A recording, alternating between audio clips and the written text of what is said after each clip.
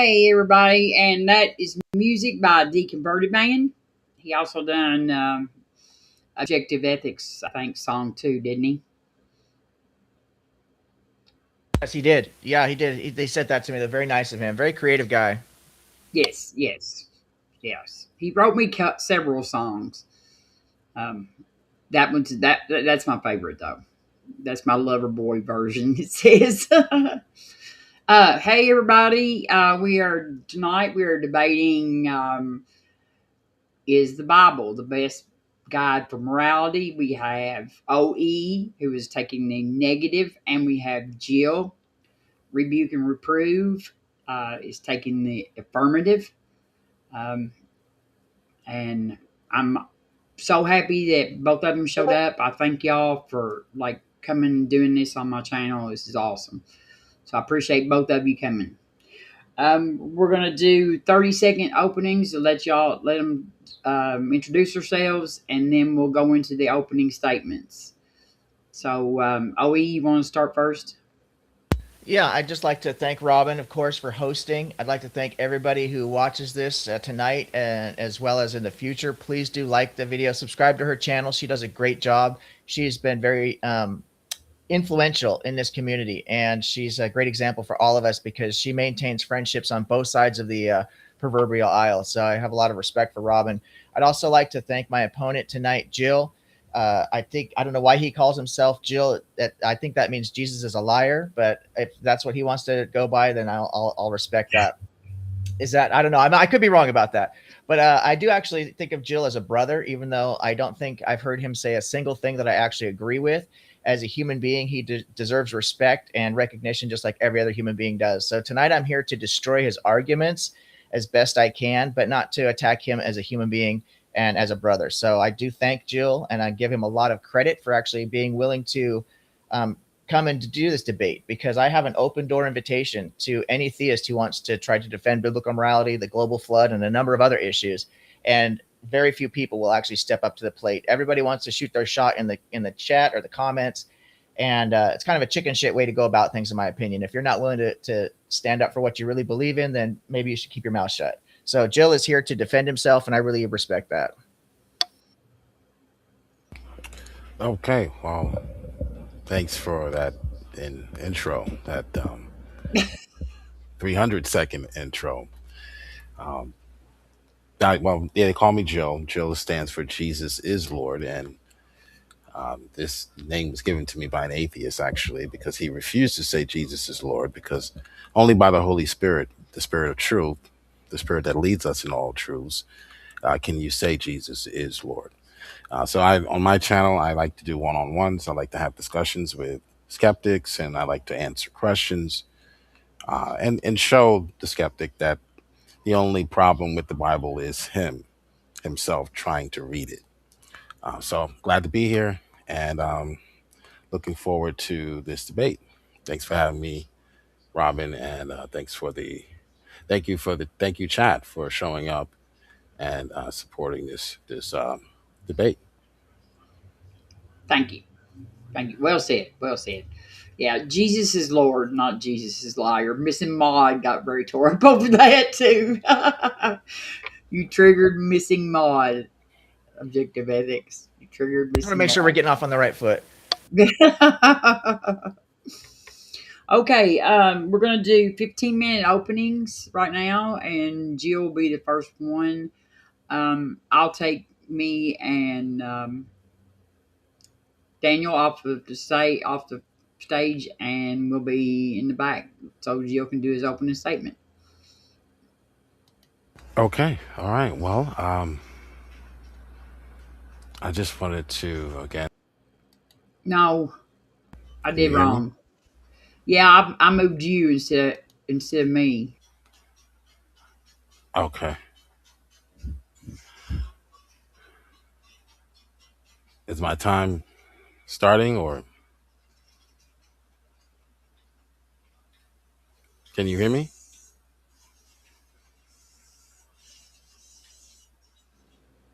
Yes, Okay. I can hear you. Whenever you start Okay. talking, I'll start the timer. Okay. All right. Well, tonight I want to argue something Really simple. Not merely that Christianity is meaningful when it comes to your spirit, when it comes to your soul and the afterlife, but Christian ethics has proven through the science of the social statistics, right, has proven empirically that it is effective socially. So if we want to evaluate a moral system honestly, um, we shouldn't try to cherry pick Bible verses which we don't understand, which we rip out of context, and we can't understand because we haven't been trained how to read the Bible. If we want to evaluate a moral system, honestly, we should ask, what kind of people does it produce generally? What kind of families does it create? What kind of society results when its values, when its ethics and morals are practiced, are implemented into the moral framework of that society? And when we examine the data surrounding marriage, family, stability, substance abuse, education, mental health, a remarkable pattern appears. Traditional Christian ethics consistently aligns with human flourishing. Now, some might argue this is a coincidence, or this is correlation is not causation. That's true. But traditional Christian ethics seems to be aligning with human flourishing. And now this doesn't mean that every Christian lives morally. This doesn't mean that everything that's recorded in the Bible, because the Bible is a history book. So it's like reading a newspaper and reading a religious book. Okay, so it's not to say that everything mentioned in the Bible is a moral prescription, or it's not to say that every Christian lives morally or adheres perfectly or even halfway perfectly to what the Bible teaches, prescription wise. Nor does it mean that non Christians cannot live good lives, virtuous lives. So the argument is not that Christians are perfect or that everything in the Bible is a prescription morally for Christians to behave. The argument is that Christian moral principles, the things that are actually being prescribed in Scripture for us to practice for faith and our lives, that it actually produces healthier social outcomes. And again, the metric that I'm going to use, I have no idea what my opponent's going to use, but we'll get into that later. But the metric will be the actual social sciences. Not the Bible tells me so, but the actual social sciences. Okay, at the population level. Okay, consider family stability. Christian ethics teaches sexual restraint, fidelity in marriage, the importance of raising children within a two-parent household, a biological mother and a biological father.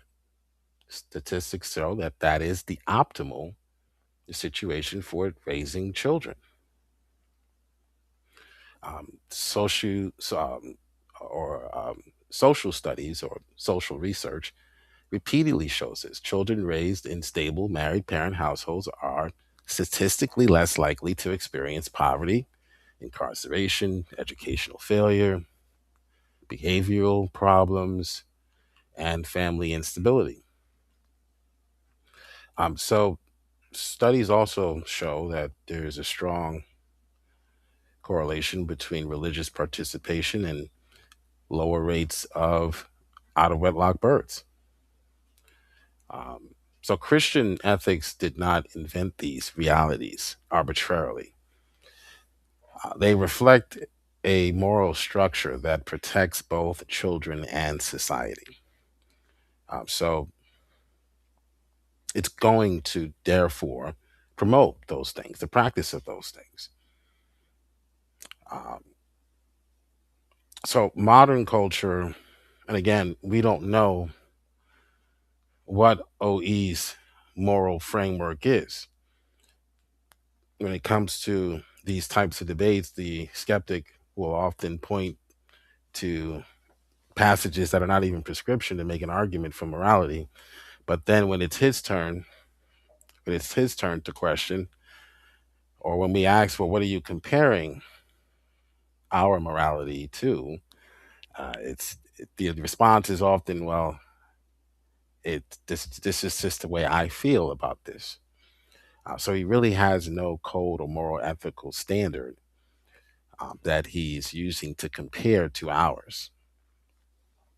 But that's okay, because Christianity, again, the social sciences, again, vindicate Christianity itself. Um, how much time do I have?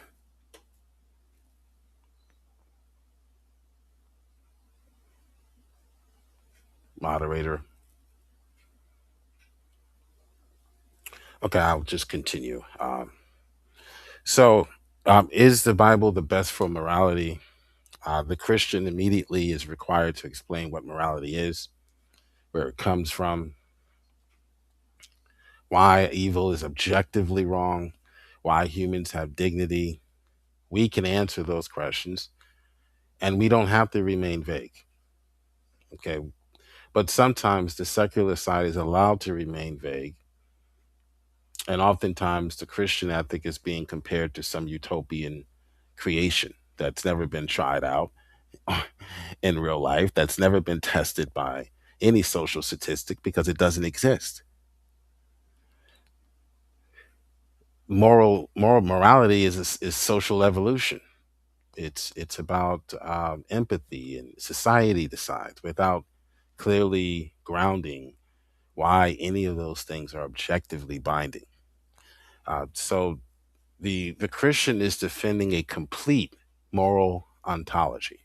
God gave us a complete moral ontology, which is completely consistent within itself, never contradicting, for all time, for all people, while the seculars only can attack so-called biblical ethics.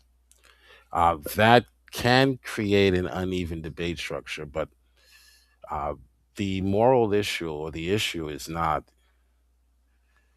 uh, the core of philosophical issue is, can secular morality be objective? And what makes these moral objections to what he thinks he's reading in the Bible true in a secular universe, which is just made up of motion, matter and motion, energy, chemistry, evolution, the survival process. Uh, why is murder objectively wrong? Why ought anyone obey morality when it's inconvenient for them? So in many ways, the Christian ethic argues um, that we can justify objective moral duties, universal human rights, intrinsic value, and moral accountability. So that's why the Christian ethic, and again, from both a philosophical perspective and also from the social sciences, is the best for society in general, all societies, not just the United States or American society. And I'll yield the rest of my time.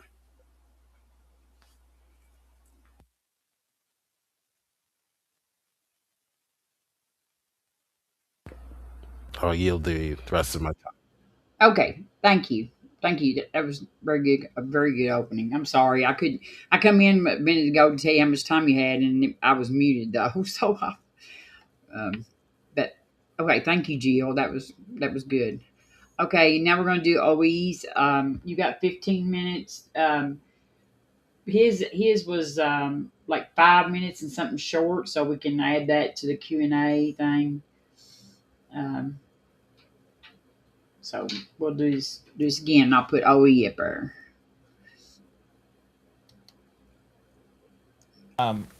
Are we doing the responses? So I'll do my opening and then we'll both go, but he'll do his response and then I'll do my response and then we'll go to cross. Yeah, you do your opening first. Yeah, so he Okay, can. Yeah, gotcha. Okay, and so second is I'll get off the stage, and but like if you get down to 2 minutes, I'll come back in and jump on and tell you got 2 minutes anyway. okay, Okay. perfect. Then I won't worry about the call. I probably will be able to cut it short, just like Jill did. I don't know how much time I'll need, but if I'm still going and I'm running out of time, yeah, like you said, 2 minute. Give me a 2 minute warning. I appreciate it. All right. Thank you. Okay, so my screen's not. I guess I should check really quick. Am I up? Everybody can hear me. I assume so. I've got my Word document open here, so hopefully everything is working good on Robin's end. So, what are we specifically talking about? Is the idea of getting our ethics and moral values that we use to form society from the book most people call the Bible. I prefer to call it what it is: instructions on how to subjugate women, or the manual on how to own slaves, or the justification of genocide. Basically, it is the guide to immorality. What you'll hear from my opponent is that there are some people who think the Old Testament laws don't apply anymore. But that claim is incoherent if you actually read the Bible. And this is the primary reason that we should absolutely cannot use the Bible as a grounding for morality. It is internally inconsistent, contradictory, and incoherent.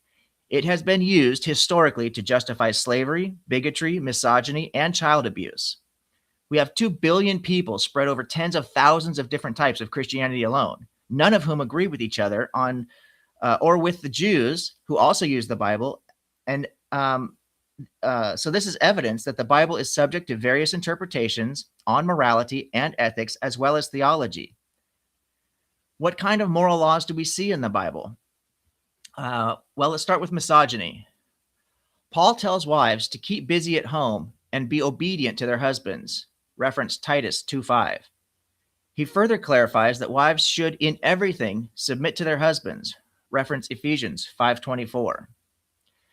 We're going to talk about slavery a little bit tonight, and I'm going to go a little bit deeper into this topic because I've heard my opponent over the months that I've gotten to know him make some really bad apologetics about slavery. All apologetics about slavery that you hear from apologists are morally bankrupt, and it shows just how morally degenerate you have to be in order to defend this book.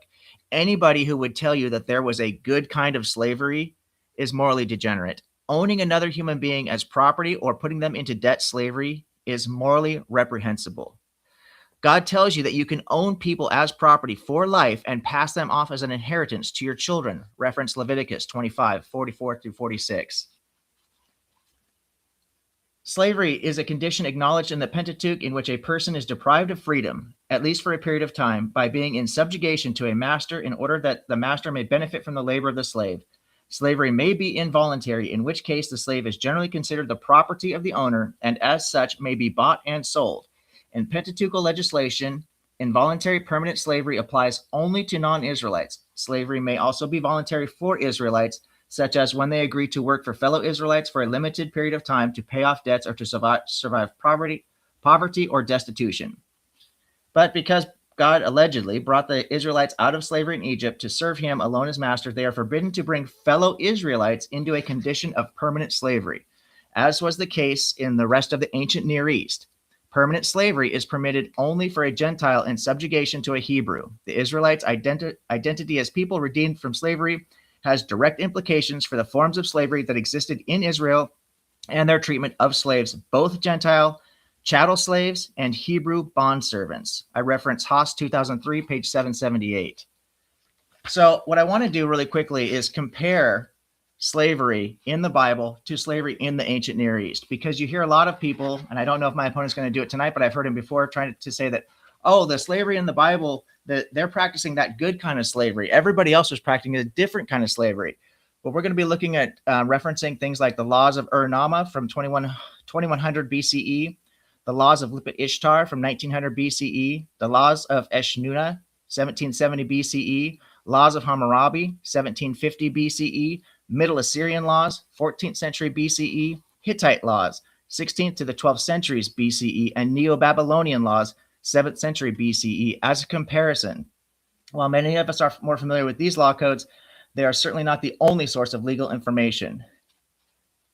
This will give us a great overview on how we can actually compare the laws in the Bible with what we see in the ancient Near East and in Mesopotamia, also known as the Fertile Crescent.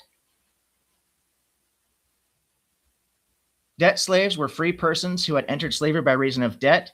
They were alienable, but their slavery was conditional upon the existence of the debt and would be terminated with its extinction for whatever reason. Chattel slaves were slaves who had entered slavery on any other basis and whose slavery was in theory permanent and unconditional. I cite Westbrook, 2003, page 380.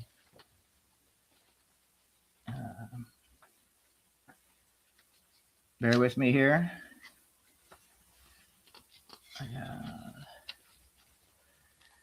Through this. Sorry, I've got so much I need to figure out what I could get through in this time.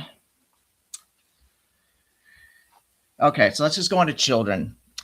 Cases of children being sold into slavery. However, the fact that parents sold young girls into conditional slavery, Exodus 21, chapter 21, verse 7 through 11, that creditors seized the children of their deceased debtors, 2 Kings 4:1, and that debt-ridden farmers were forced by law to hand their sons and daughters over as slaves, Nehemiah 5:5, show that is as in the neighboring countries of Babylonia and Assyria and Palestinians, as well as Hebrews, when hard pressed, could and probably did sell their children voluntarily into servitude. That's from Mendelssohn, 1978, page 10.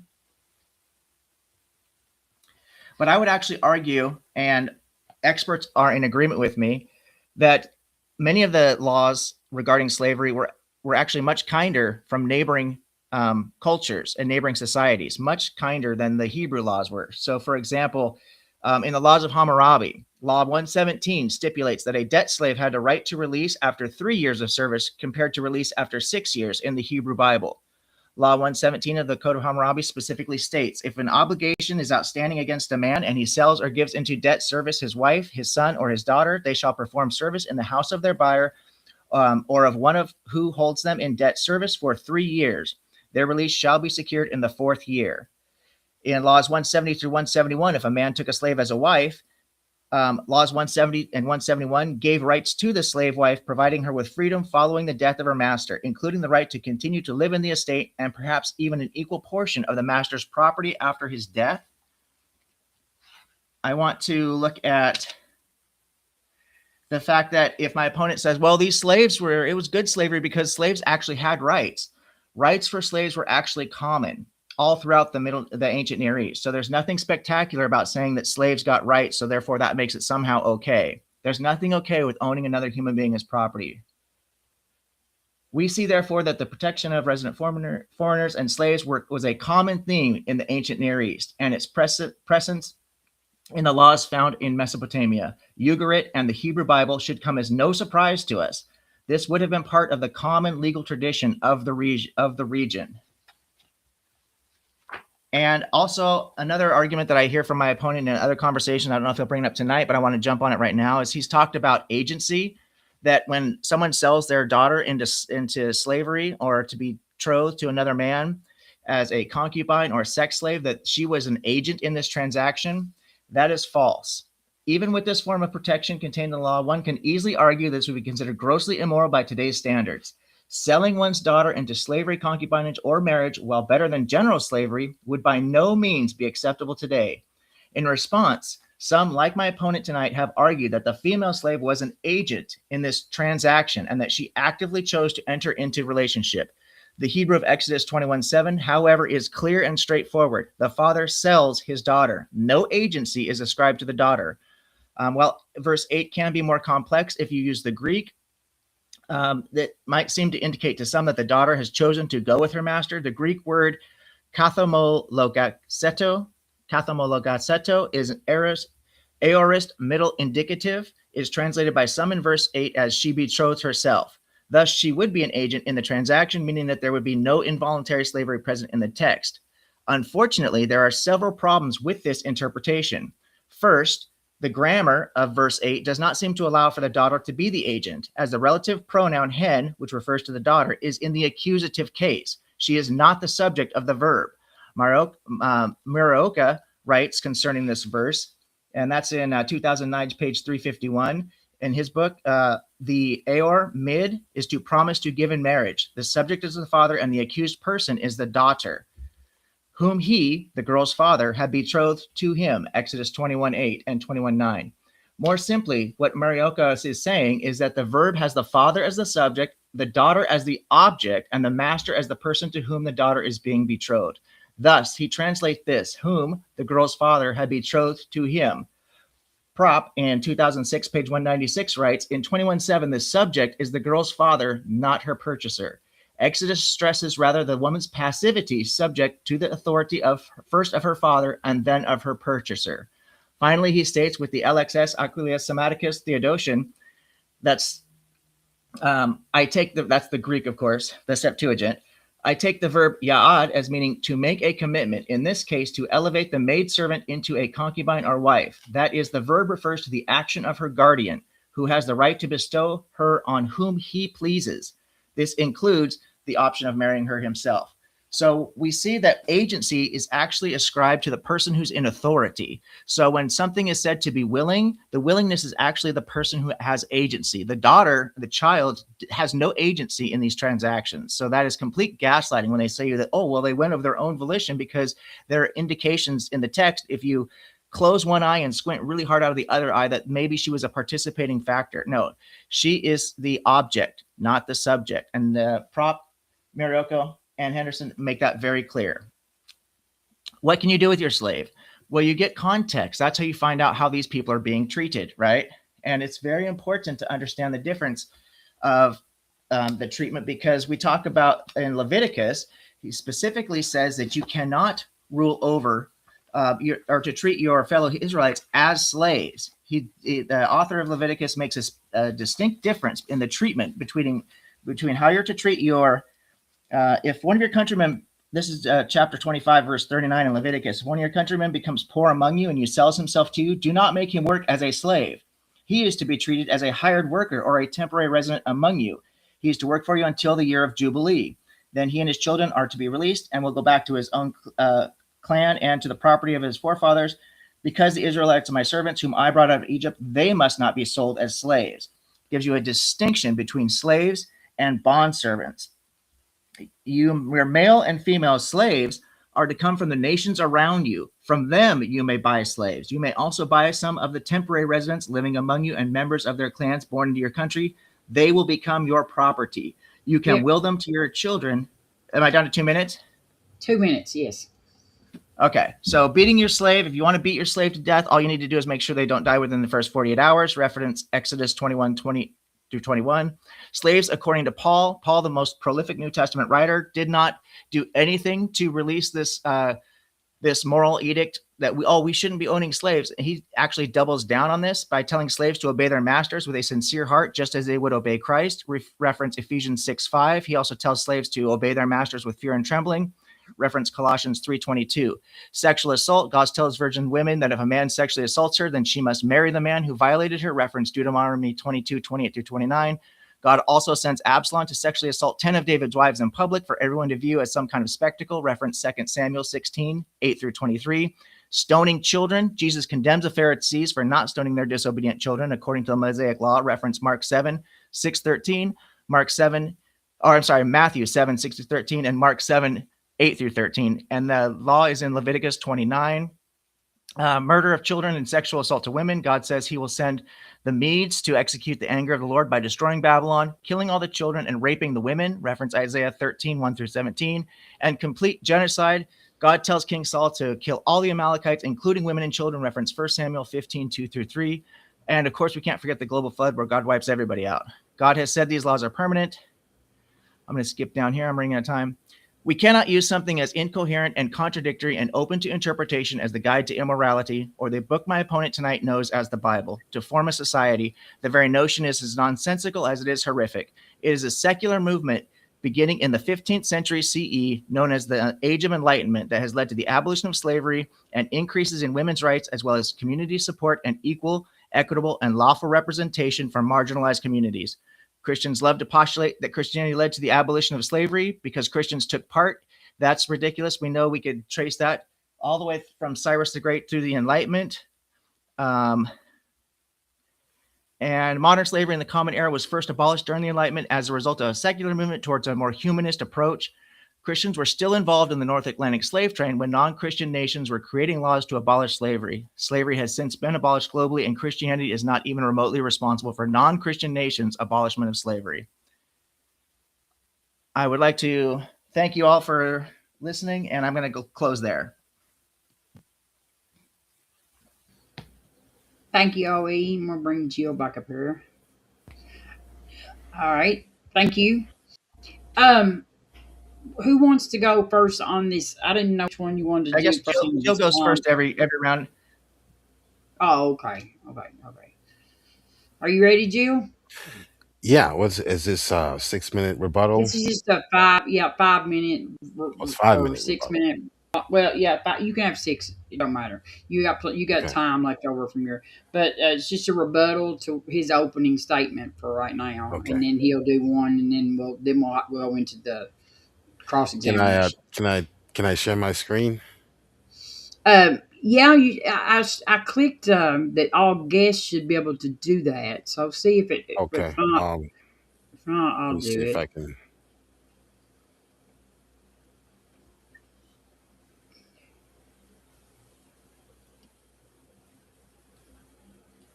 And I'll get us off the stage. Okay. All right. So we had, if I were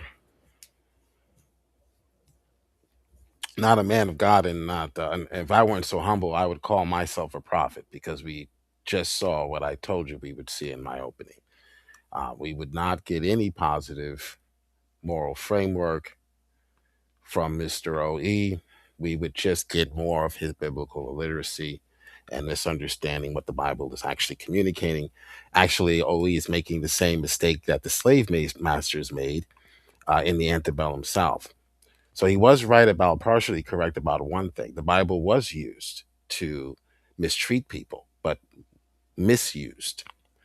The same misreadings and misuse that he has displayed here in his 15-minute opening. Excuse me, which was a waste of time. Um, because he can't demonstrate a thing that he said about slavery or any of those things that are going on. He claims in the Bible. Neither can he show this prescription. It's a prescription for how we are to treat people. Um, so the positive worldview is still the Christian ethic, not whatever worldview he has that only critiques another worldview without grounding its own moral claims. So when it comes to the Bible, uh, CHI is an acronym that I just came up with because I love acronyms. And it's competence, health, and integrity. When it comes to biblical ethics, we have, again, the social sciences back us up. So we're not just critiquing another worldview from a position of where I pick and choose from other worldviews to create my own worldview. You see the difference?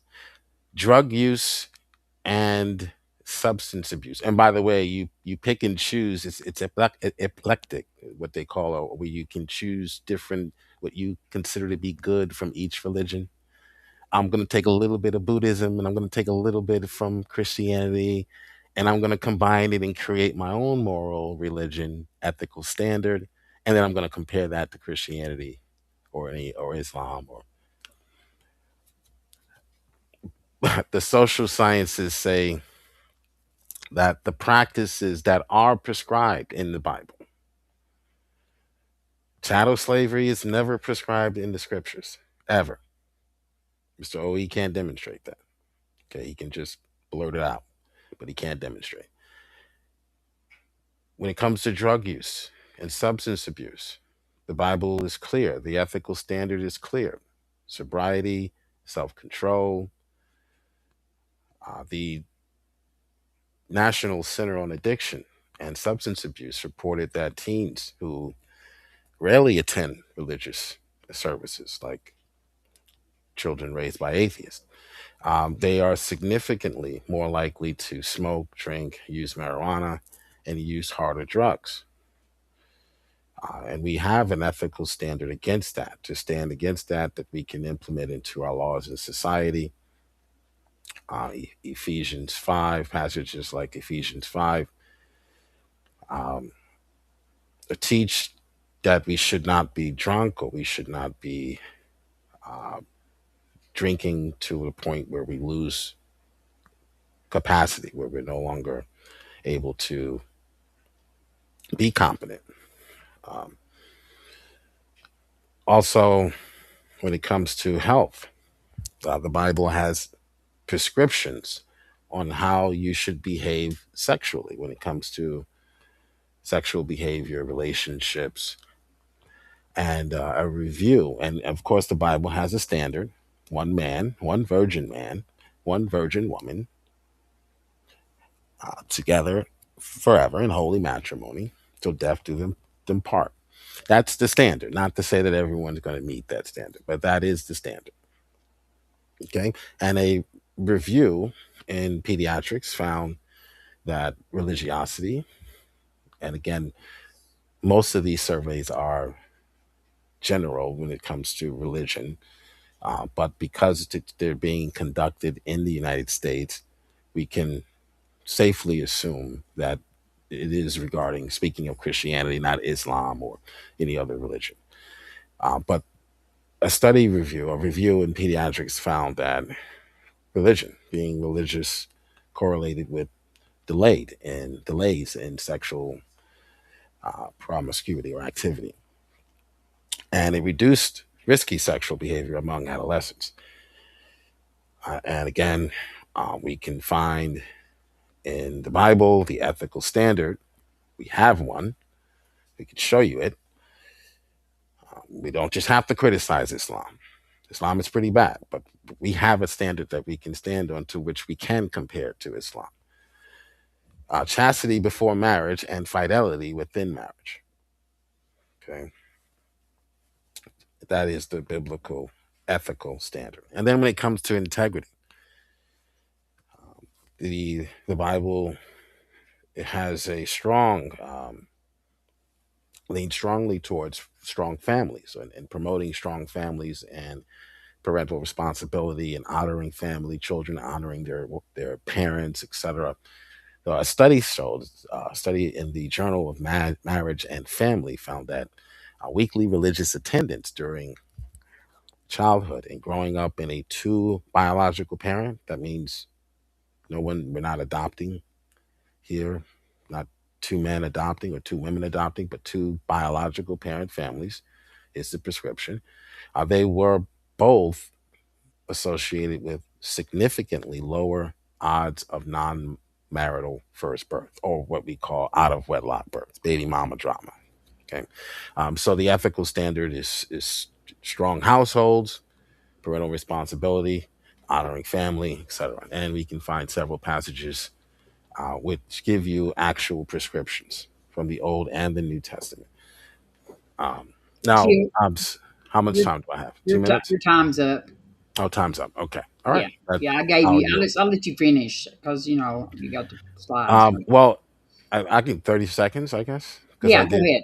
Go Okay. ahead. All right. Perfect. I just wanted to briefly touch on OE's 15-minute opening where he seemed to be attacking the Bible when the Bible doesn't teach any prescription for slavery. So I just want to give him a slave or a scholar on this topic who's written several books on the ancient Near East. And he says this is J. Alec Moiter. The Hebrews had no vocabulary of slavery, only that of servanthood.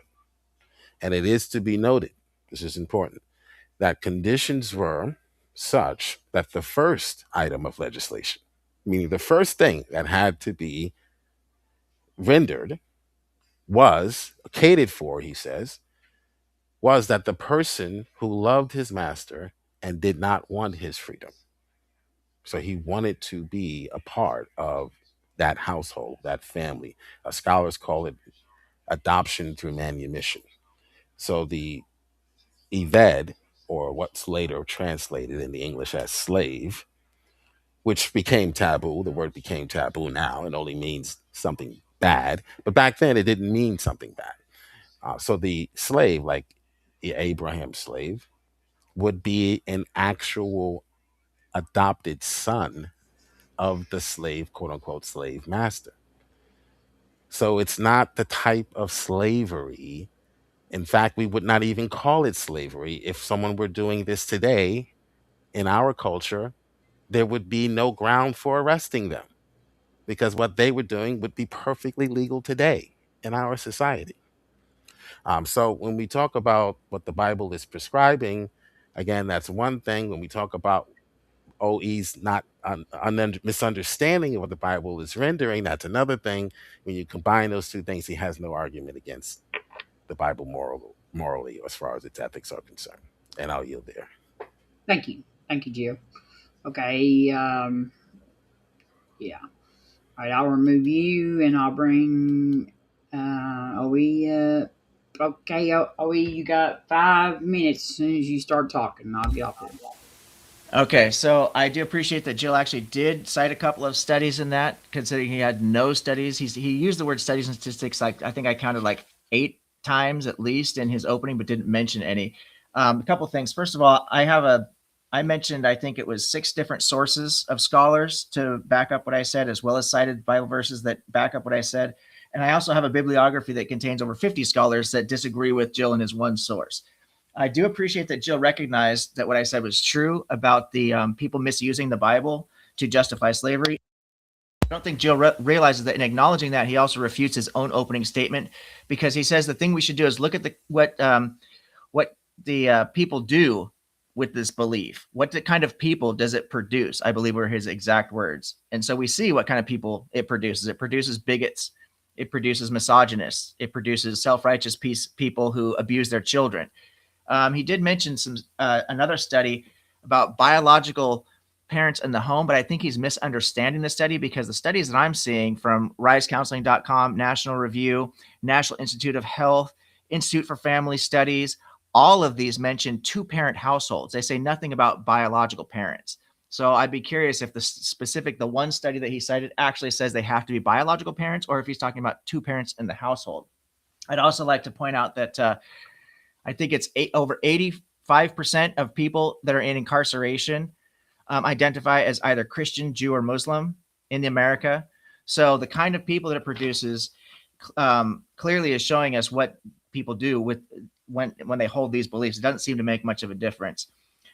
He mentioned the science of social statistics in his opening. I didn't know there was a science of social statistics, so I'm kind of curious what that actually is. He mentioned good mental health. I would counter by saying that actually there's a big problem with mental health. We see this because the similarities when people deconstruct from religion, they go through the same mental trauma as people who get freed from a cult. There's been numbers of studies done on this. In fact, there is an actual social statistic. I don't know if it's a science of social statistics that maybe Jill's referring to, but it's called RTS, which stands for Religious Trauma Syndrome.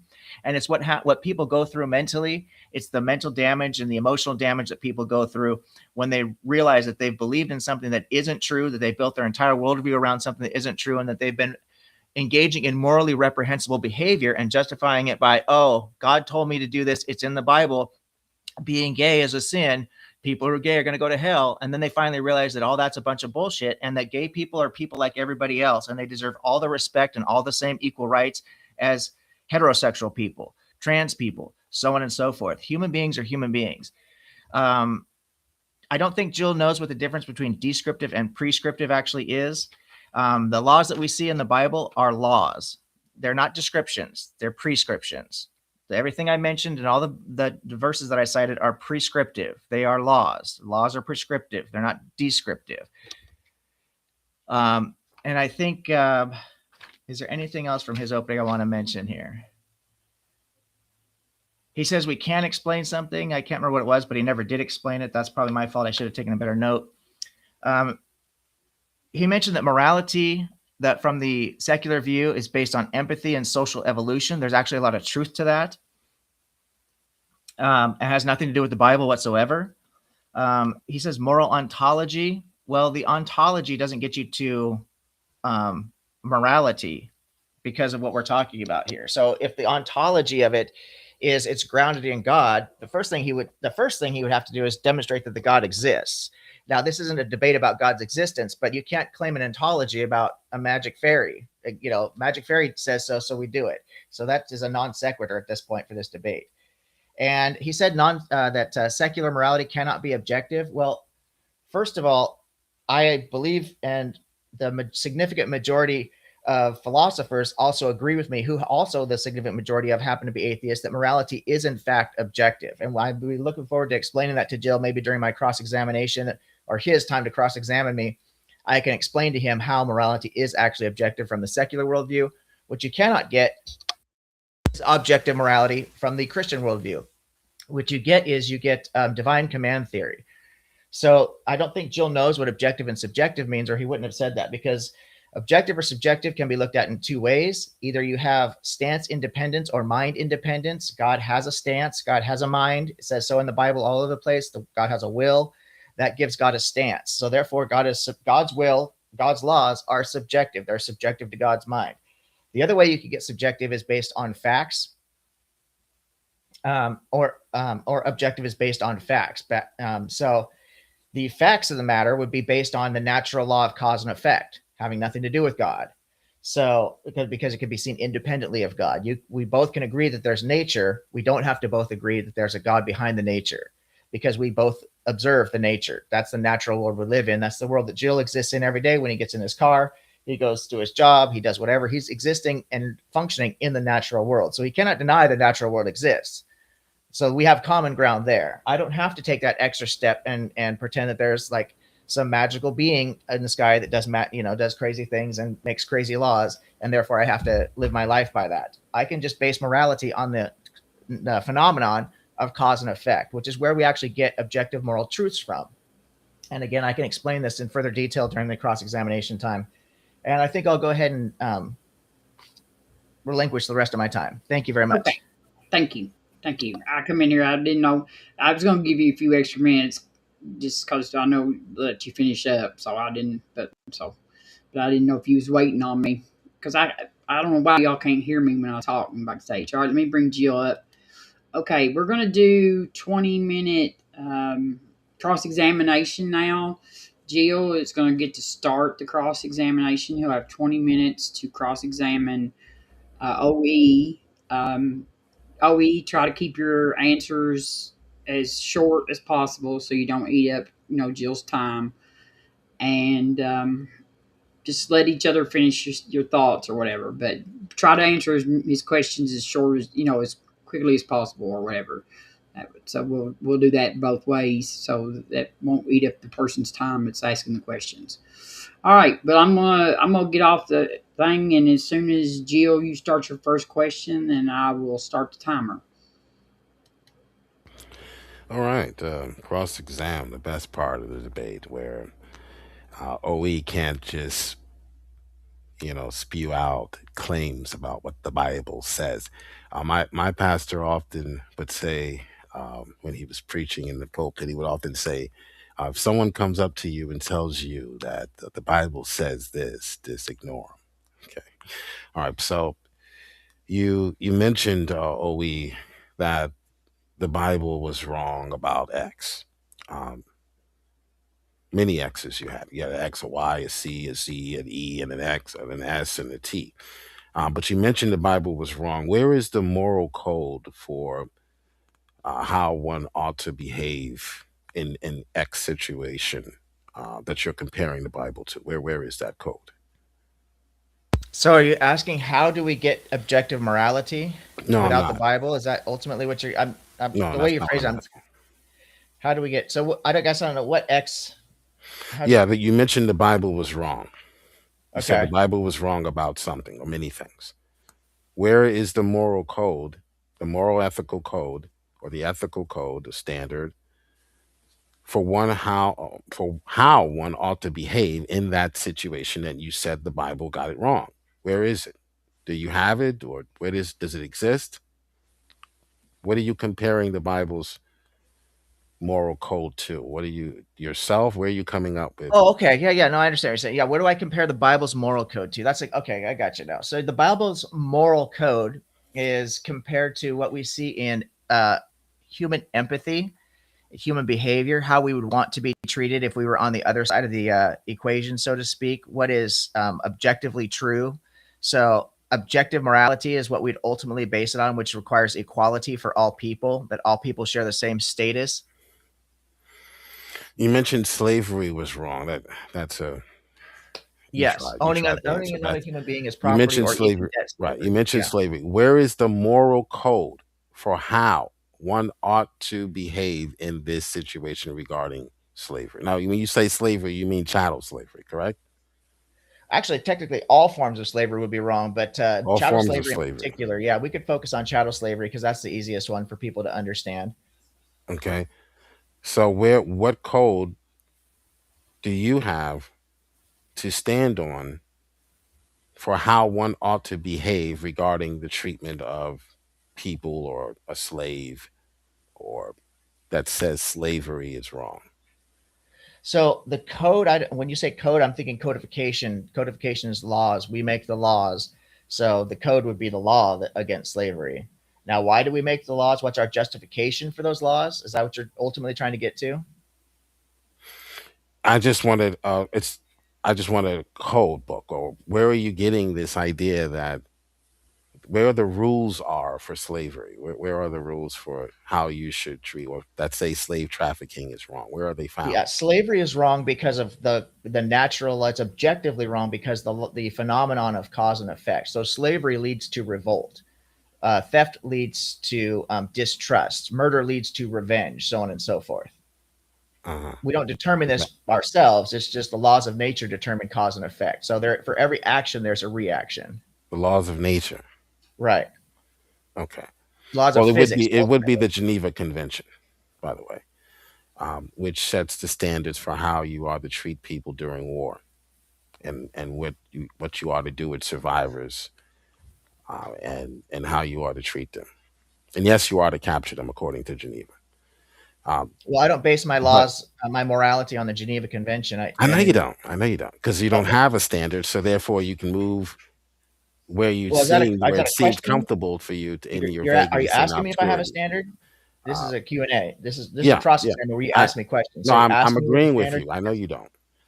Well, So you're making what statements. scholar? Are you here to Yeah, ask I'm asking questions a or make question statements? now. I'm asking a Okay. question now. What scholar did you cite, or what scholar you claim to cite a scholar that says that the Bible prescribes chattel slavery? What scholar is that? Can you provide Yeah, that for us? let me get you the source for that Yeah, here. sure. Oh, grab that. And do you have a quote from this scholar that actually Yeah, I is actually read it. insane? I'll read it again for you. Okay, who is Uh, the scholar? this scholar, we could go with Dr. Bowen for this one. I've got 50 different scholars to pull from. We'll go with Dr. Bowen here. I can't remember which one I Of read. course. Yes. Let's hear it. Go ahead. Okay, slavery is a condition acknowledged in the Pentateuch, which you know where that is, right? Hmm. Okay, in which a person is deprived of freedom, at least for a period of time, by being in subjugation to a master, in order that the master may benefit from the labor of the slave. Hmm. Slavery may be involuntary, in which case the slave is generally considered the property of the owner and as such may be bought and sold. In Pentateuchal legislation, involuntary permanent slavery applies only to non Israelites. Slavery may also be voluntary for Israelites. Now, remember, I cited another scholar describing what voluntary actually applies to the agent, not necessarily the individual person, the object, right? So the daughter, it's not her voluntary action when she gets sold into slavery. The voluntary only refers to the Is this the quote? Is this part of the quote? yeah, that's actually another scholar. I just want to clarify to make Okay. sure we're I just understanding asked the for vernacular here. one. All right. So Um, Dr. Josh Bowen is the quote that you have. Okay. yeah, I also have Um, I also cited okay. You cited Dr. Haas Josh. 2008, page 778 in his work. Okay. All right. All right. So when you cite Dr. Josh, and again, I'll have to take a closer look at what he's actually saying there, because I really don't object to that, because there are scenarios today in which you are forced to work. For instance, when you are a prisoner. So my slavery challenge makes room for the Israelites having a system in which they can punish prisoners. And the way they would punish them was to force them to work and pay restitution. So yes, Yeah, but this is chattel slavery. so So you have to be, Haas 2000 in Haas's no, work in you can call 2003, it page child. You 778, specifically says the Israelites' identity as peace people redeem them from slavery has direct implications for the forms of slavery that existed in Israel and their treatment of their slaves, both does he Gentile call it chattel chattel? slaves and Hebrew bond servants. So yeah, Okay, you had chattel slaves Yeah, there are chattel slaves. Chattel slaves, but this isn't something that this is a prisoner is a chattel slave. You are a ward of the state. You belong to the state. So we make exceptions for prisoners I didn't when say we anything when about we when we prisoners. talk about even in our own constitution, but we don't call it chattel slavery today. Okay. Yeah, but I didn't say So anything about my next prisoners. question, my next question, if I may. So when you cite Dr. Josh and you misrepresent what Dr. That Josh was is from actually Haas, saying, 2003, page uh, 778. okay, that's fine. But whoever you're citing, you're probably misunderstanding what they're actually communicating, in my opinion. What are they communicating? From what you just said. Well, you can ask me that during your cross. All right. So how do you then square that up against scholars who like Alec Moiter, who I cited, more conservative scholars that actually study Hebrew or Hebrew scholars, and also early Christian scholars like Wilberforce and uh, individuals who led the abolitionist movement here in America, who read the same Bible that you and apparently Dr. Josh is reading. Again, I've debated Dr. Josh, and he This is couldn't Dr. demonstrate a Bowen. thing. This is Dr. Bowen, not Dr. Yeah, Josh. Dr. Josh Bowen. Yeah, he couldn't Yeah, you demonstrate a haven't thing. debated. You Okay, haven't debated. You haven't debated Dr. I've Josh debated Bowen, Dr. Josh. Yes, not Dr. Josh Dr. Bowen. No, not Twice, Josh three Bowen. times, You debated four Dr. times actually, Josh, not Dr. Bowen. four times. Okay, Dr. Dr. Josh Josh and Bowen. Dr. Bowen are two different doctors. Dr. Josh Bowen. That's his Okay. first name. Okay. Okay. All right. So later, Atlantic slavery was often justified against Christian arguments by selective readings and misreadings of the text and thinking the word slave means chattel slave, not by any unanimous Christian teaching. That's why when we form our governments and when we form our societies, chattel slavery is not part of it because we understand that abolitionists like William Wilberforce, who went to his death defending these teachings, John Wesley, many Quakers, explicitly argued that slavery contradicted Christian ethics. So, how do you square your liberal scholar reading of the Bible with them? How do you reconcile the two, if you There's even two try ways to? to do it.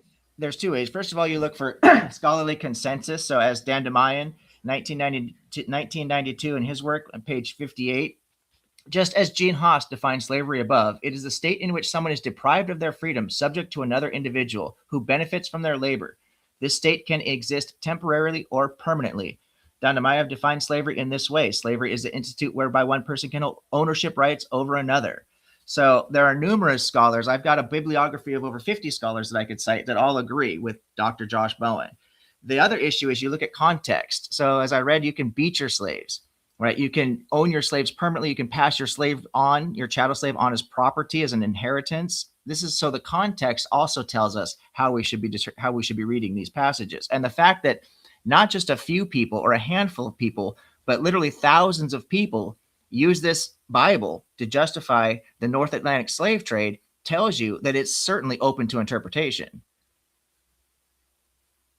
Yeah, well, again, for every liberal hack you can cite, I can cite actual conservative scholars who are actually Hebrew scholars who could tell you otherwise, who were actually invited to the Oriental Seminar where the issue of slavery was discussed in depth. Dr. Josh wasn't invited to that venue, but I want to read from one of those scholars, or a quote from him. This is from Dr. J. Schuyler, and then we'll end this discussion on slavery because again, this debate is about what the Bible actually prescribes. The Bible does not prescribe enslaving another. Okay, but here's what Dr. John Schuyler says. In English, we regularly use commercial language. Okay, this is what I was talking about, the language barrier. You're having a problem, and your liberal scholars who obviously are selling books are having a problem. Maybe they do. Maybe it's woeful. Maybe it's not woeful in your case, ignorance. But in English, we regularly use commercial language to describe people when the context is commercial. For example, trading a player to another team or transferring an employee to another location. We don't use this language because we view the people involved as less than human. We use it because it accurately describes their circumstances in a given commercial context. To say that servants are property in Leviticus 25, all throughout the Bible, again, perfectly legal today. No one would be put in jail if this scenario played out in America today. Can't prove otherwise. In fact, you win the debate if you can prove otherwise. To say that servants are property or inherited is not to put them on the level of furniture or less than human any more than to say a sports star is traded puts him on the level of a stock. So, considering a more conservative view as far as the language is concerned, have you ever heard this position or argument before at all, or you just basically Yes, read yes, I'm aware of this Dr. Josh argument, and it Bowen? falls apart Okay, on a number of levels. okay. So Where first of does it all, fall apart? when you're talking about trading a sports player, what actually is going on here is it's a financial transaction between two sports teams, right? And the sports player Hmm. has the ability to opt out by not playing. They hold Okay, out. It's called a holdout. The slave, on the other hand, does not have the option of holding out. okay. Can you Okay. demonstrate that? Demonstrate that. Demonstrate that the slave did not have the option to leave. Did not have the option to leave. Yeah, from the text. Demonstrate that they did have the option. If you're making the positive Yeah, claim, that would actually be no, you your made the proof claim, sir. You made the because claim it's property. We that know that what you ownership of property means. okay, no, but just simply saying their property is not demonstrating they did not have the right to leave. Can you demonstrate that that was one of the It distinctions you is the brought up? definition of property that you Property lose your again in the agency. When you become Near East. somebody else's Property, property, you property lose your again, sir. agency to Hold that on, hold person. on. Property again in the ancient Near East simply meant you had a contract to fulfill an obligation. That's not demonstrating that you're there That's a by meaningless force. statement, an It's not obligation. That's demonstrating literally a anything. meaningless statement. So again, you really don't have an argument for No, you slavery haven't being made it. You described in haven't the Bible. actually said Okay, anything of any so value, of any substance. uh, It's an uh, obligation that literally okay, means nothing. okay. So all you So have is the word. So all you have to show me is the word property. That's it.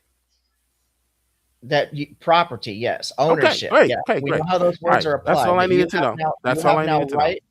right That's all I need over to know. another My person's next question. actions. You can My relocate. my Chattel next question, specifically please. means My property that next can be question, please. relocated. And when you say that the property can be My passed on next as an question, please. inheritance, when you say My next property, it question, could be. please. Oh, So the I brought up the argument that the social sciences demonstrate for what the Bible does prescribe. Again, not for what you were taught. The Bible says.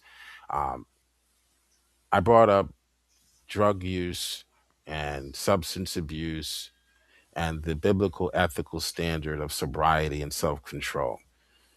What does your ethical standard say about getting drunk? Is getting drunk something you would prohibit or something you would militate against or try to legislate against or try to regulate, or is that something you think should be you should be allowed to do so objective uninhibited? morality respects everyone's individual autonomy. It's not my place or your place or anyone else's place to tell people how much they should or shouldn't drink in the privacy of their own home. Now, if you're out Okay, so in it has to be public, in the you have a privacy of their own home. yeah, in public, you have Okay. a duty to other people that you're around, right? You can't Mhm. set your own house on fire, even though you own your own house, because your house might catch your neighbor's house on fire. Same thing with drinking. You can drink all you want if that's what you want to do to yourself, but you cannot get into your car because you could kill somebody. Okay. So you can drink as much as you want at home by yourself as long as you're not out in the public. Personal autonomy. You could do whatever, any Mhm. consenting adult can do whatever with themselves or any other consenting adults, as long as they're not hurting other people or unnecessarily endangering other people's lives. Absolutely. Okay. So that would be a good drunk to you. It's the one that does that, the one that stays inside, does not harm or go outside in the public and possibly harm someone. That would be Good a or good bad drunk. or good or bad or value judgments So Okay. it's up to the individual person to determine if it's good or bad. Oh, it's up to the individual person. So you don't really have a standard when it comes to whether The getting standard drunk. is in respecting a person's personal autonomy. That's the standard. That's Okay. the principle. Unless their personal autonomy takes them outside in public. Where they are unnecessarily endangering other people, right? Exactly, because now they're affecting other people's personal autonomy. All right. So affecting themselves and their liver is okay negatively. That's okay with you and your worldview? What's okay is respecting their personal autonomy. Yeah, their personal autonomy, but not themselves, personhood, not their health. You don't that's not important to you in your worldview. Well, my worldview is completely irrelevant to the question, but I would advise people, if they're interested in taking my advice, on getting a good diet, good exercise, and good sleep. Yeah. But people don't have to listen to me. I can't tell them that's the right thing to do or the wrong thing to do, because those are value judgments, and value judgments are always going to be subjective. Yeah, you're right. Your worldview is irrelevant when it comes to this question. The Bible, however, isn't. When it comes to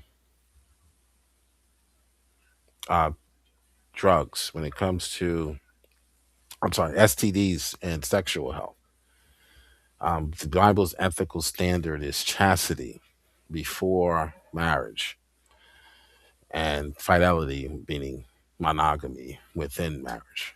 And um, does your worldview have an ethical standard for a goal, or a standard for which we are to, a high standard, any standard for which we are to try to achieve, um, concerning couples, young men and women? Yeah, education and personal and respect, self-respect and respect for others, mutual respect. If you focus on those two things, because I would advise people, ultimately everybody wants to live a good life. The way to live a good life is to respect the planet, respect other people, and have self-respect. So if you respect yourself and you have mutual respect for others, then you want to focus on education as being the best defense against spreading STDs. Yeah, yeah. You CNN is hiring. After the debate, maybe you can contact them. Um, that was good. I mean, you could probably run. They need some help. The Democratic Party. They're going to need some help these mid elections. But um, when it comes to STDs and sexual health, what are you educating the children about? Condoms? Yeah, Is that absolutely. You want that's what you're unprotected doing? sex. Unprotected sex is extremely dangerous. We know this because of Okay. studies on health, right? So that's what you're doing as far as health and sexual health and education. You're going to tell them to wear a condom. Well, I'm not a sex educator, so I'm not the. What I Well, would not you tell people personally, but is your worldview, would that would be be focusing optimal? on, Would yeah, that on be education. Yeah, education, absolutely, education? and to put the Wear a proper condom. resources into education and also into the health industry, so that we could create. Um, Sorry, go ahead, Robin. Bill, your 20 minutes is up. Did you have Okay. any more? Did you have any more questions? I mean, like, No, no, that not no, that was it. Thank you. okay, okay, all right. Will, it's Oe's time, and Jill do the same thing. Try to keep them quiet, like, you know, try to keep them short, like, So you know the drill. You know the drill.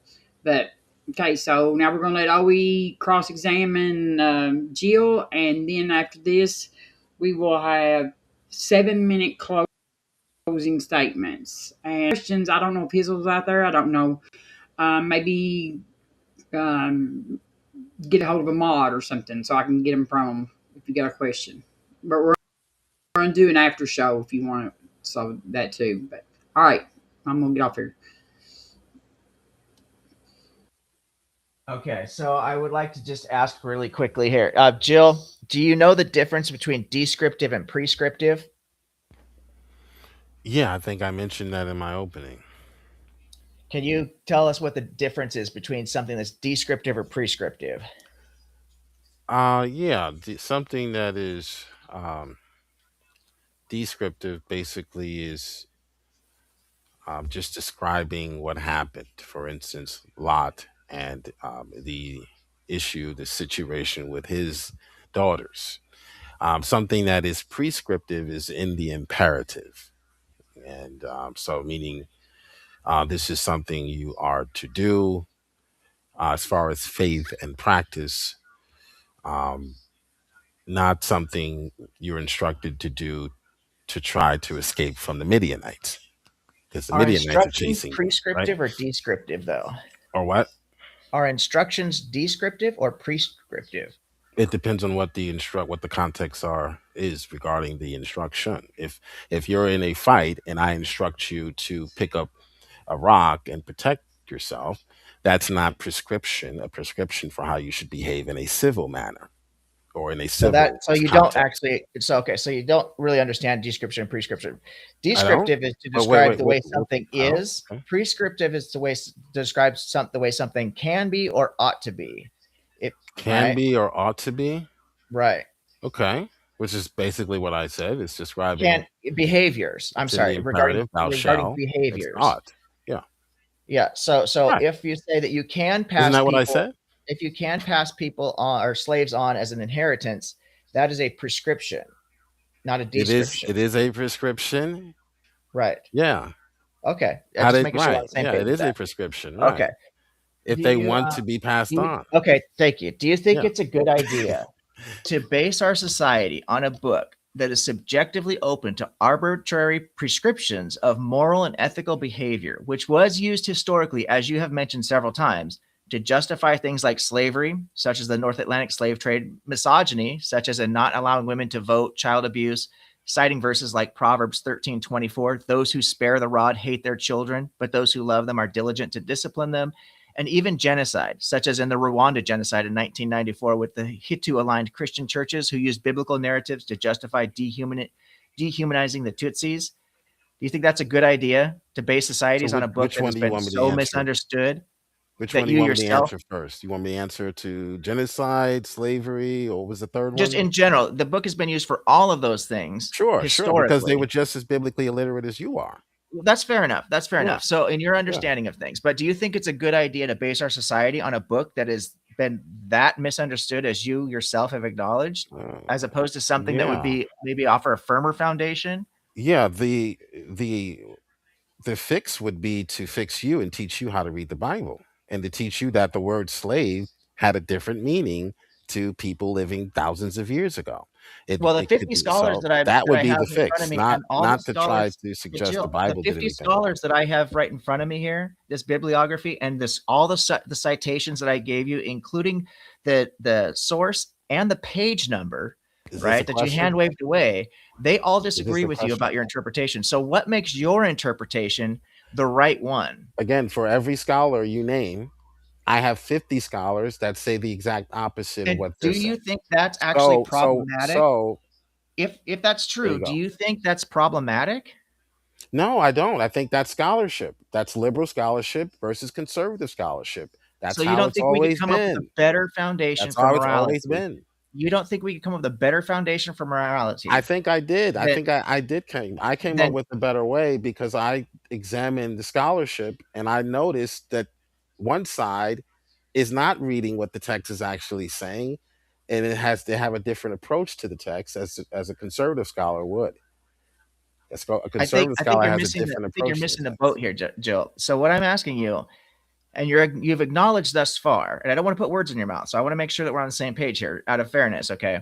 It seems to me that you have acknowledged several times that you could match scholar for scholar, that Yes. these things have happened in history and people were misusing the misunderstanding and are so ignorant of the Bible, but I've you debated have the with a lot of these solution. scholars on this, yeah, and I've called them out in real live debate, And just like Dr. James you White don't did see how with this Bart in and of Ehrman. itself is problematic. I don't, because when I see the two come together in debate, you lose every time.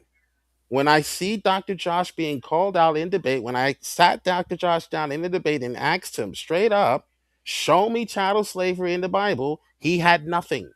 He had to go Well, to Deuteronomy 20, where it talks I've already where it shown talks about chattel slavery in where the where it, Bible, and the well, no, scholars I'm who showing you agree what the with me, well, and I'm you're saying telling it's you. not there. They're saying Well, let it's me there. I answer. understand you have a creative I'm telling you what interpretation. happened. I get that you have a creative interpretation and a very active imagination. What I'm asking about is If this book has been proven to be mistranslated, misunderstood, misused, and abused historically so many times to do so many terrible things Is and this a justify question? so many horrible things, it is that I started this with if uh, so many times. Is that the best source that you can come up with for morality, as opposed to stepping back from the situation and saying, maybe we should do like what they've done in many countries, including Is this a America, where they said question we're or going a to rant separate or what? church What's from come on, state? OE? Come on, let's Do you get think that the would be a better solution, is to separate church from state, to step away from religion and use maybe a more humanistic basis, more egalitarian basis for the laws and the moral edicts that we use?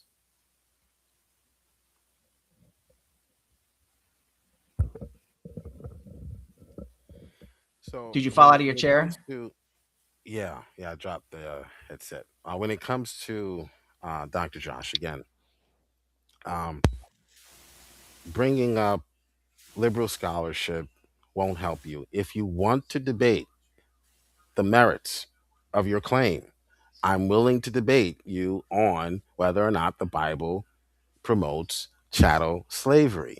But for this debate, all you're doing is just citing one side of scholarship when I have a different side, another side of scholarship saying the opposite. So So, where okay, do we what for, go from here? let's let slavery set slavery aside for a minute. What about the part where the Bible says you should throw rocks at disobedient children? Is that a good idea? The Bible does not say you should throw rocks at disobedient children. It's something about stoning your children, right? Your disobedient children should be put No. to death. You haven't read that part of What the is it? Bible? What is a child? Where are you reading that in the Bible that a child is going to be put to death? If a child is put to death, if a Leviticus parent, chapter 20, well, verse let me 9. answer you. Let me answer you. If a parent in the Old Testament is going to put their child to death, more than likely to give the Hebrew people the benefit of the doubt, they are not putting their children to death for throwing a temper tantrum on the floor of Walmart. More than likely, this was a unruly teenager who was a threat to the family, the All who livelihood. curse the father or mother shall be put to death. Having cursed father or mother, their blood guilt is upon them. That doesn't say anything Right. about Walmart. Cursing, right. Cursing your mother and your father was a serious offense. It was not like calling them So we should the we should B throw word. rocks at them Okay, until it's they not like die. calling them the B word. All right, and So we should child there so we more should than throw rocks likely, at them until they child, die? That's insane. What about child there sexual assault? more than God likely. tells virgin Right. women It that could if a have been. man It could have been on sexually that level as well. Could have been on but that level as well. Eye what about for an eye, sexual tooth for a assault? tooth. God It tells could virgin have. women that Right. if a man sexually assaults her, then she must marry the man who violated her. Deuteronomy 22:28 through 29. Is that a good law? I'll have to take a look. That's not in the Bible. And if the Bible Well, you just says said prescribes, that putting kids to death wasn't in the Bible, and I read it to you. no, it's not.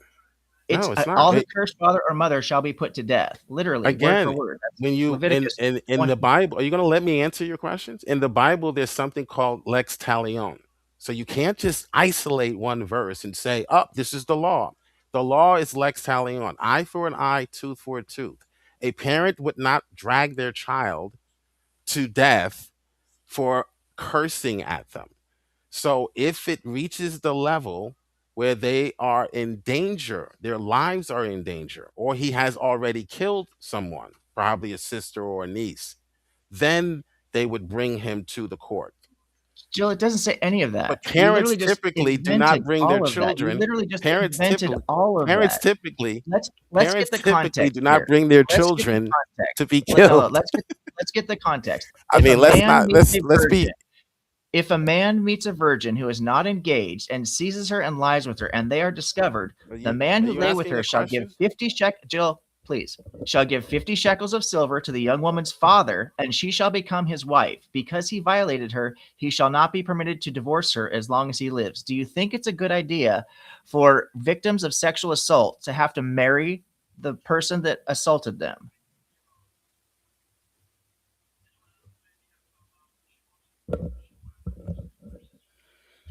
Yeah, again, you have no idea what you're reading.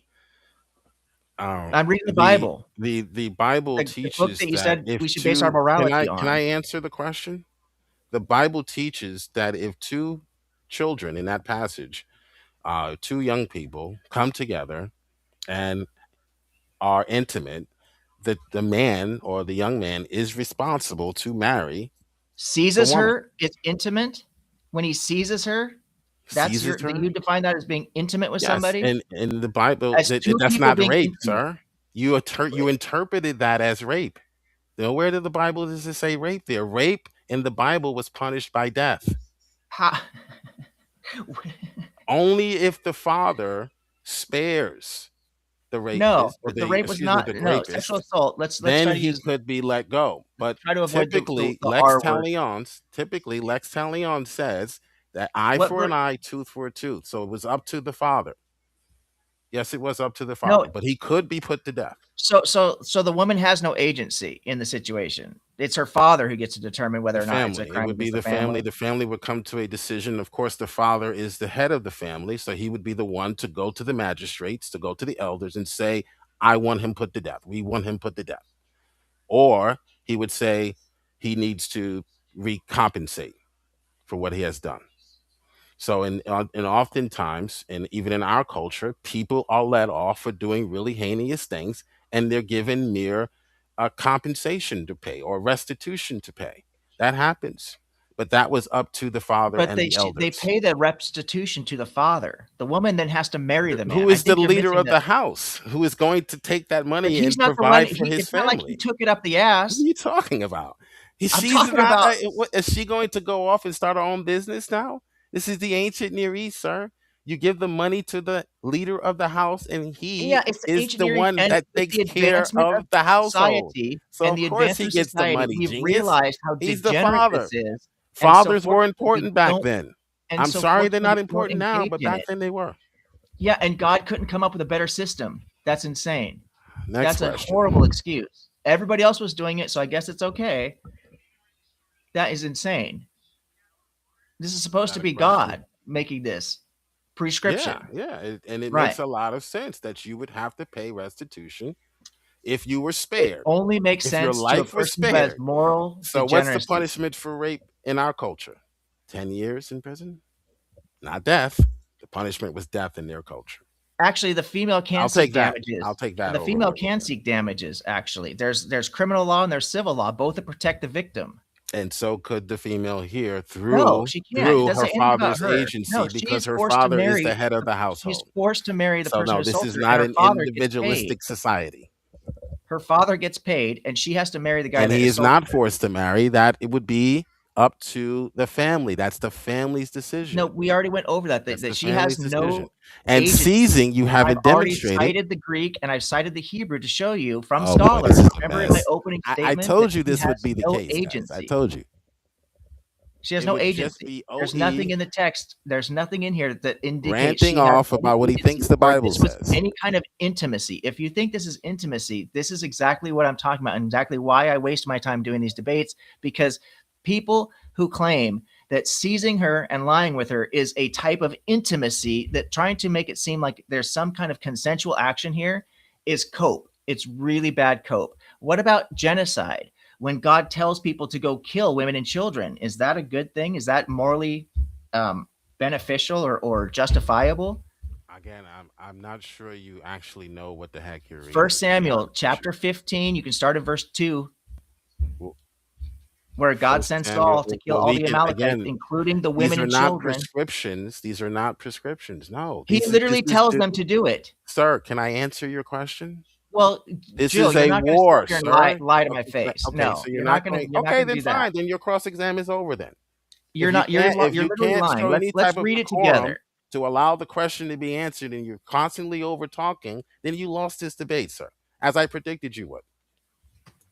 Well, I'm sure you made that Time for prediction, but closing. Time for closings. let's look at what 1 Samuel 15 actually says. Sure, and I'd like a question to be asked. Oh, I gotta Instead of, is this moral? Is ask this you a question. Do you moral? think it's a good idea? Is this moral after you misread the text? No, it's not immoral because you misread the text. You don't know what the heck you're reading. Thus These says texts the are not Lord of hosts. prescriptions. I will. Here it is. So you can understand what we're talking about. 1 Samuel chapter 15. Samuel said to Saul, "The Lord sent me to anoint you king over his people. Now, therefore, listen to the words of the Lord. Thus says the Lord of hosts, I will punish the Amalekites for what they did in opposing the Israelites when they came up out of Egypt. Now go and attack Amalek and utterly destroy Perfect. all that they have. Do not spare Read that them, but kill again. both man, woman, child, and infant. This is Read a that again for me, prescription. please. Read that again for me, please. Read the first Okay, sentence again. thus says the Lord of hosts, I, meaning Mhm. I, the Lord, will punish the Yes. Amalekites for Will what punish they who? did. The The Amalekites. Amalekites. This is not a prescription for how you go to war. This is something God had planned for the Amalekites. Was It's it not morally saying justified? if you Was go, it it's not morally saying, justified? can I answer you? It's not saying if you go to war, this is how I didn't you ask you conduct if you go to war. war. I need you Well, to answer the that's what question a I'm prescription asking. is, sir. A prescription is not, Prescription for this a particular prescription is not, situation. a Was it prescription morally is not, justified in a this prescription specific is not. situation? Can I answer your question? You got to A answer the question prescription. I'm asking, Jill. You're Okay, go inventing ahead. a Go ahead. question. Let me Okay, know when is it it's a my turn to prescription answer for your in question. this This is your in cross this exam. specific situation that you said wasn't a prescription when it actually is? It's a prescription to the Israelites for how they're to treat the Amalekites in this particular situation. Go and attack the Amalek and utterly destroy all that they have. Do not spare them, but kill both man, woman, child, and infant. Was that morally justified? Okay, so a prescription is not telling you in the case of the Japanese internment camps I too didn't talk that about the this is Japanese. I don't can think I the answer Amalekites your were from question, Japan. sir? Can I answer The your question? Amalekites, no, you How don't I want to filibuster. answer? I You're didn't cut you filibustering. off while you Jill, were you're answering my filibustering. I'm question. asking about a specific Well, we can just situation go to involving closing then people, because you're done, the sir. You're done. Amalekites, not the You're done. Japanese. You're done, buddy. Are you unwilling to engage? You've lost your first debate. Are you unwilling to engage? It was fun. These Robin, are we can yes go no to questions. closing now because he's not allowing me to answer any of his questions during the cross. So we can just go to closing. I mean, Jill, you're not engaging with the question. You're talking about the Japanese. I'm Y'all were talking doing about the so good Amalekites. there for a minute. Yeah, y'all were doing so good. Yeah, well, he was over talking every time I tried to answer, but we can go to closing now because he's finished. It was a Um, nice trial. well, okay. OE, how many more questions did you have? Well, it doesn't matter if Jill doesn't want to engage, and I'm not going to I make it. do, but every time I try Okay. to, you talk over. All right. They're calling for me moderation, they said in chat. Moderation. Okay. Um, is that okay, OE? OE, you ready to go to the final Yeah, I respect things? Jill's Okay. autonomy. If he wants to go to closing statements, then I'll respect that. I like that. I like that. Let me just say that before they do the closing statements, thank y'all both. I think y'all have both done a really good job, actually. I kind of figured it would get a little spicy. And I know that Jill um, is kind of on the hot seat right here, trying to defend biblical morality and not being able to question OEs. And so, hopefully I can get them back maybe someday and we can go over OE's moral system if that's what they want to do. So that's up to them. But Yeah, I'm more than happy to. Yeah, I'm more than happy to discuss it with Jill or anybody else. And Jill actually had 20 minutes if he wanted to talk about my moral. Yeah, we did talk about it. He had more questions. I'm happy to answer them. but and it'd be good, and I'd be happy to have either one of you back to do that. So it's up to y'all. But In fact, I'd even be okay, willing so to give Jill whatever remainder time for my cross, since he's obviously not prepared to defend his position. If I'll be happy to give him my time for cross, and he can ask me whatever questions he wants for the remainder of the time, just to satisfy the audience because they came to see a debate. So I'm not afraid to defend my position on objective morality. If Jill wants to do that, I don't care. Or we can go to closing. Well, I'll leave it up to you Jill. were afraid to hear my answer during your cross. That's for sure. Well, I couldn't just reclaim the time every time you started talking because you're not answering the question. Talking about the Japanese, right? I'm talking about the Amalekites. Right. I mean, It was fun though. It was entertaining. I'm sure the audience got a laugh out of it. Right. Just yeah, like I when think I y'all asked did you about good. morality, you made up something that had nothing to do with what I was saying, but I allowed you to make that answer to show that you don't have an answer. But obviously, you were We too didn't even afraid to hear even Jill let me say answer. "shut up, liberal" at one time. So can I start my closing now, and then we can go to Yeah, question Jill, and go answer ahead, in the brother. Yes, audience. I'm gonna take me and OE off stage first. Then you have all yourself. Okay. All right. As I predicted. As I predicted, ladies and gentlemen, that this would be the course that we would be going down. As in the case of all of these debates against atheists, they have nothing, nothing but conjecture. They obfuscate. Oh, look, it says slave here. Great. How did the slave get there? Oh, well, we don't know. It doesn't say, but he was a chattel slave. Why did you say he's a chattel slave? Because he's being bought. Okay. What did acquisar mean to someone living in the ancient Near East in the first century? It meant opportunity. It meant hired, according to biblical scholars who actually study the ancient Near East, not just the ancient Near East in general, like Dr. Josh Bowen, or Mesopotamian religions in general, but the specific text, the Hebrew text, because the Hebrew text makes specific changes to the culture. It says, sure, you may keep this practice, but you may not do this and you may not do this. Sure, you can have a slave, Abraham, but he's going to inherit all of your wealth if you don't have a son. Okay. So this is not chattel slavery. Chattel slaves, genius, don't inherit your wealth when you die, as Abraham or Ibrahim, Ibrahim, the slave of Abraham, who was born in the household of Abraham, meaning he was born a slave, meaning his mother and his father came to Abraham's land to work and they had children. So he was born on the plantation, quote unquote. Was he there against his will? Is that involuntary slavery? Liberal scholarship is a waste of time, ladies and gentlemen. They are a waste of your time. They are selling books, sensationalism, sophistry, the torture of scripture. Biblical illiteracy breeds, they breed biblical illiterate atheists online. You simply don't know how to read the Bible. So don't tell me what the Bible says. I know what the Bible says by how Christians act over time in history. I know what the Quran says by how people act when they get in power. They set up Sharia courts. Now you can bring up Constantine, but Constantine, we would argue, is not genuine Christianity. So we know what the difference between genuine Christianity, what led the abolitionist movements, what speaks out against all the atrocities, what spoke out against what the Third Reich in fear of their lives being taken. We know what it actually promotes because we see the results. We don't know what it promotes because Dr. Josh and some liberal scholar says so. We know what it produces. We know what it promotes by what it produces, and that's the argument from Jill tonight. So you can cite your scholar, I'll cite my scholar. Now what? Let's look at the results. And when we look at the results, the Christian ethic is superior to anyone you can think of or make up as you go. Even if you take a little bit from here and a little bit from there. Oh, you like a little bit from Islam. You like to take a little bit from Buddhism.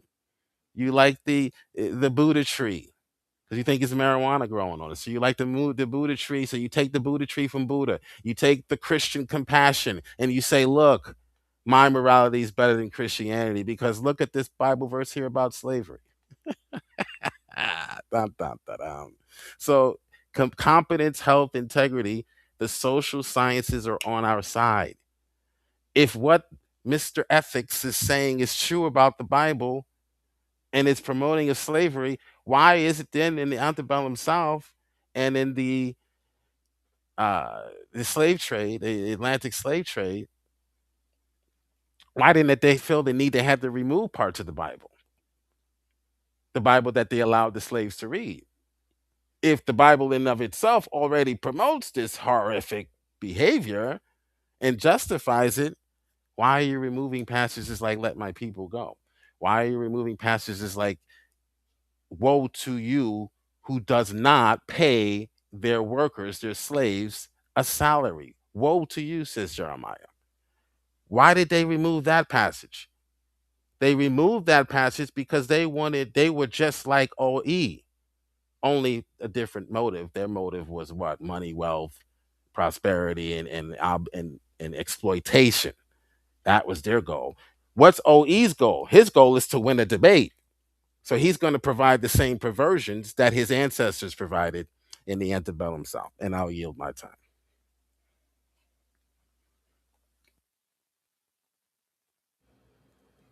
Thank you, Jill. Oh, Thank you. okay.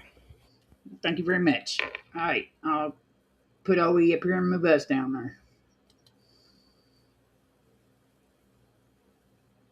Is it my turn? Yes. I'll soon let me get off here and then you'll have 7 minutes. 7 minutes. Okay. Well, I'd like to thank Jill. It was very entertaining, and I kind of thought it might be. I don't think we heard anything that we haven't heard from Jill over the months. And so he has a very creative interpretation, wild and active imagination. He thinks that when the Bible says that a man seizes a woman and takes her, that they're just holding hands and dancing through the lilies and then going to engage in some nice consensual shagging. And then afterwards, he's just going to give her father, which I don't know why he thinks he would give her father any money, considering the fact that it was supposedly consensual. And we know that the penalty for adultery is actually for the woman to be stoned to death, but he kind of forgot that part. So the guy, after having this great consensual shag, gives her father 50 shekels of silver. And in Jill's active imagination, the family has a little family meeting to discuss, should we spend this on unleavened bread or maybe a little nice vacation? No, this is insane. Absolutely ridiculous. What was that when we talk about the God of the Bible, specifically ordering Saul to kill women and children, the Amalekite women and children, Jill cannot discuss the topic at hand. He wants to talk about Japan. This is insane. He wants to talk when the Bible specifically says for parents to kill, put to death your disobedient children. And we know that putting to death in this context, if you read further in the Bible, is stoning to death, which means throwing rocks at disobedient children. Jill wants to talk about kids having a temper tantrum in Walmart. Christian apologists do not have any ground to stand on, so they obfuscate, they filibuster, they dip, they dodge, and then ultimately they quit, just like what we saw Jill do tonight. I'm not surprised. I'm sorry you guys had to see all that. But basically, what we did see Jill also admit to is that the people have been misusing this Bible throughout history. That's the one agreement that Jill and I both had. The difference between Jill and I is I think that if people can't agree on something to this extent, then they probably shouldn't be using it to base their morality on. Let's look at the damage that's been done based on this disagreement. When we look at something like the 15th and 16th century alone, less than 200 years total, the European empiricism was Christians spreading Christianity led to hundreds of millions of deaths, far more than Hitler, Stalin, Mao, and Mussolini combined. In America, we saw what they call the Great Dying, over 60 million natives, 90% of the native population, when Christopher Columbus believed his quest was a way to fulfill biblical prophecy to conquer the Holy Sepulchre, a prominent Christian site. British India, late Vatican Holocaust, conservative estimates, over 100 million deaths in India. Congo Free State, King Leopold II regime, around 15 million Congolese people. French colonialism in Algeria, over 1 million deaths of Algerians. Christian Crusades, we all know about those, roughly 3 million deaths. And let's not forget about what Christians do to other Christians. The Inquisitions, also known as the French War of Religion, 4 million deaths of Catholics versus Protestants. And I could go on and on and on because we've seen this throughout history. We talked about the antebellum South and the North Atlantic slave trade. If the Bible has been unable to produce a single interpretation of ethics and morality that is in fact axiomatically true or objectively egalitarian, then it cannot be considered to be useful for anything other than encouraging and promoting the toxic behavior of us versus them and might makes right, which is exactly what we have seen historically. The Bible promotes misogyny, bigotry, separatism, divisiveness, conspiracy theorists, flat earthers, and science deniers. If we use this guide to immorality, otherwise known as the Bible, to build our societies, women would not have autonomy over their own bodies. They would not be seen as equal authorities in the home. Members of the LGBTQ community would be shunned. People in need of healthcare would be denied in many cases. Foreigners would be enslaved and treated as unequal, and we would literally be throwing rocks at disobedient children. And let's not forget what we've seen tonight. What we've learned is that people like Jill would be in your home telling you who you can sleep with, when you can sleep with them, and how much you can drink. The very thing my opponent is arguing for is a seed that has grown into a weed called Christian nationalist ideology, which is the thing that will choke out the virtues of freedom, equality, and justice for all. And I think I'll go ahead and give the rest of my time. Thank the audience for being here.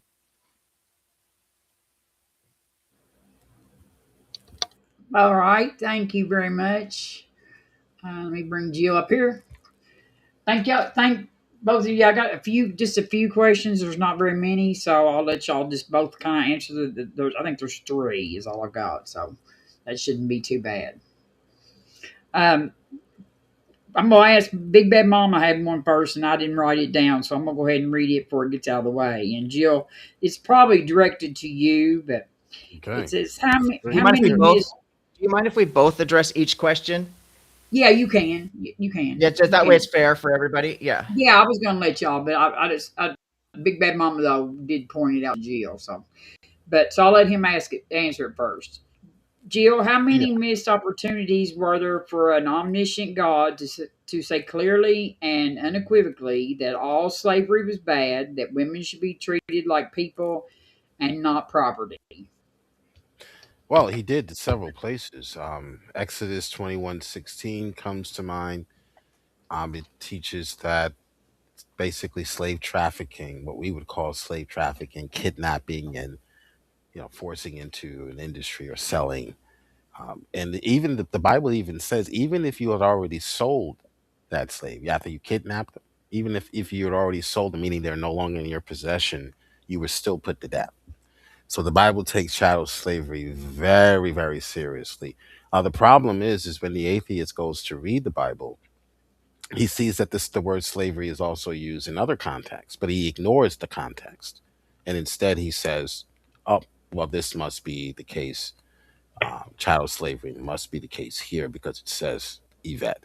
But again, Ibrahim, the Eved of Abraham, or Eleazar was his name actually, the slave of Abraham, would have inherited all of Abraham's wealth, born in the household of Abraham.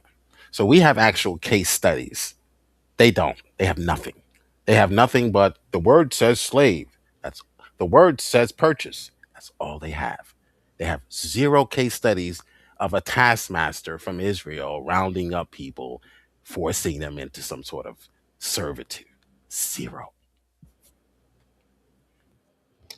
All right, thank you. Okay, go ahead, Owie.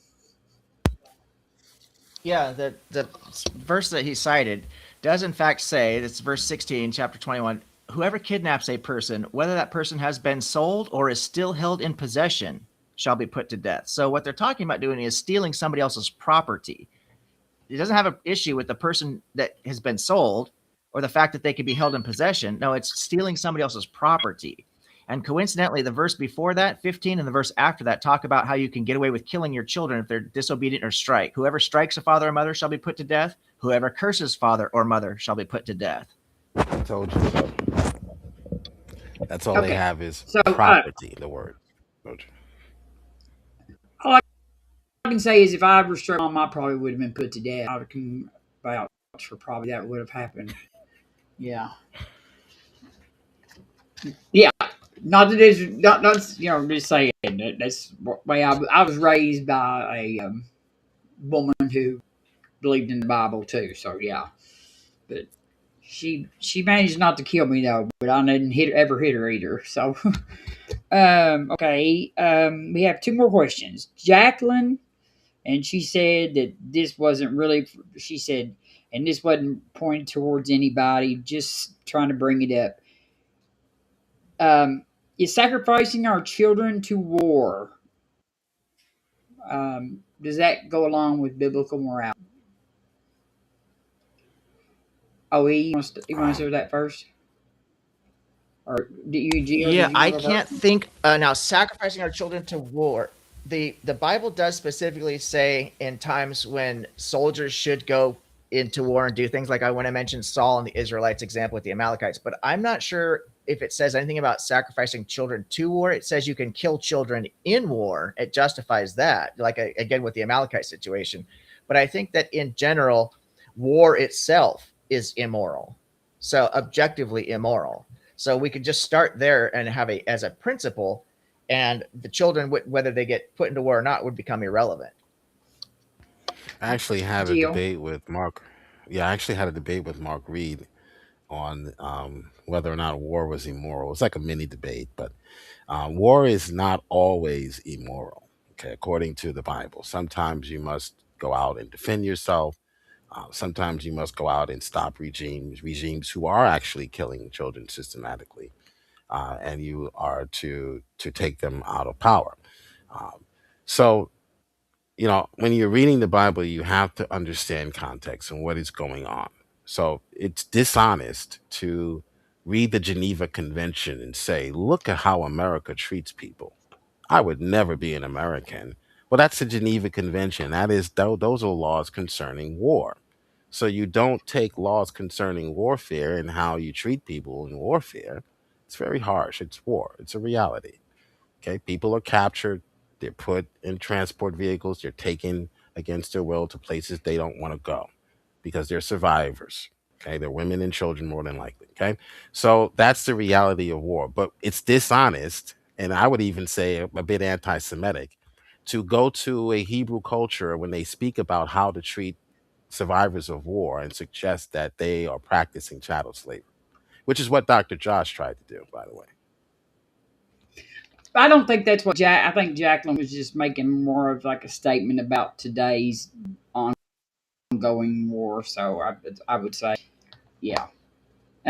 Okay. Did you answer OE? You did, didn't you? My brain's dead. Okay, and Bro Joe wanted to know why scholarship is better than liberal scholarship, Jill. Oh, that's an easy one.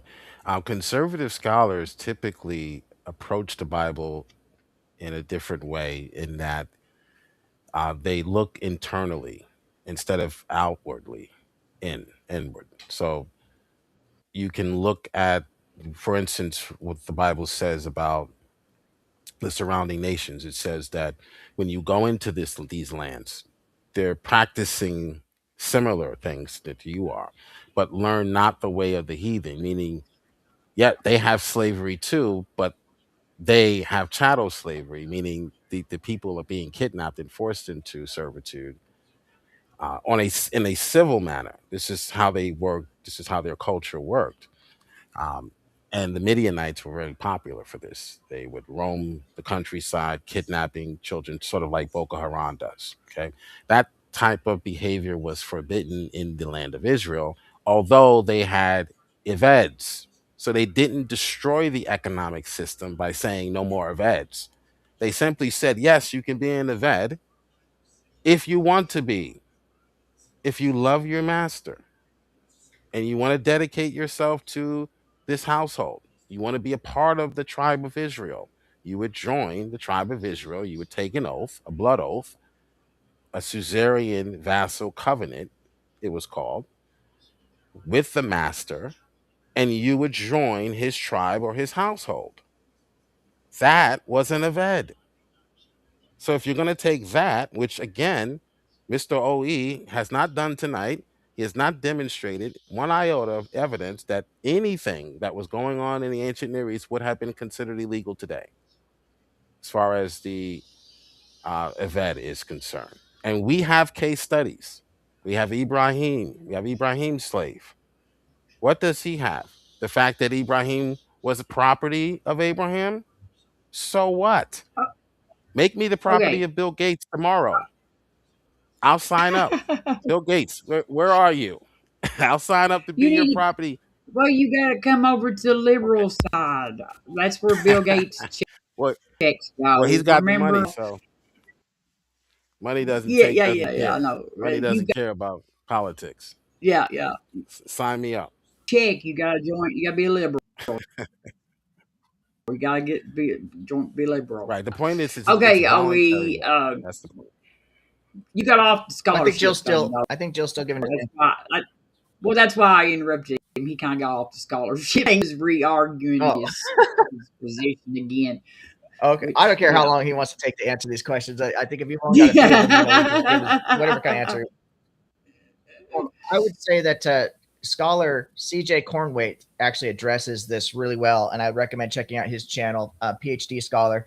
And he's absolutely right that the term conservative scholar is actually something that apologists have come up with fairly recently, and it's an attempt to poison the well to make it seem like there's this critical scholarship that's shouldn't be trusted, and then there's the conservative scholarship that's can be trusted because they're more conservative, whereas a critical scholarship is always looking for something wrong or whatever. It's just poisoning the well.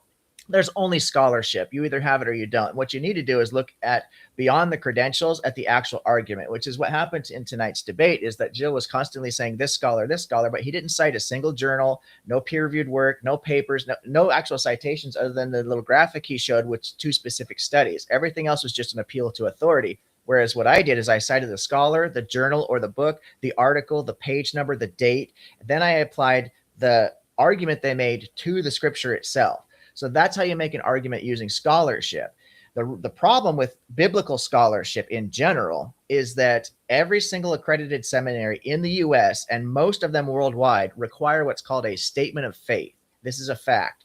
The statement of faith is a contract. It's a document. It's a contractual document that you sign with the seminary that says you will affirm X, Y, and Z. And they're all different depending on is it a dispensationalist seminary? Is it a Baptist seminary? So Catholic seminary, so on and so forth. So every seminary is going to, just depending on what the denomination is, have differences in their statement of faith.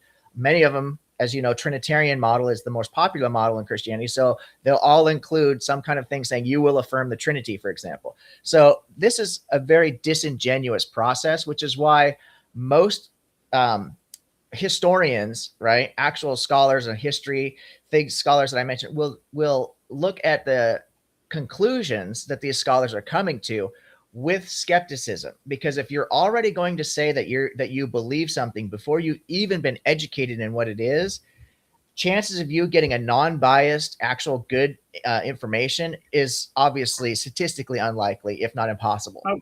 So you need to look at the source itself. Just saying scholar doesn't do anything for the argument whatsoever. There is no such thing as conservative scholar or critical scholar, so on and so forth. All right. Thank y'all.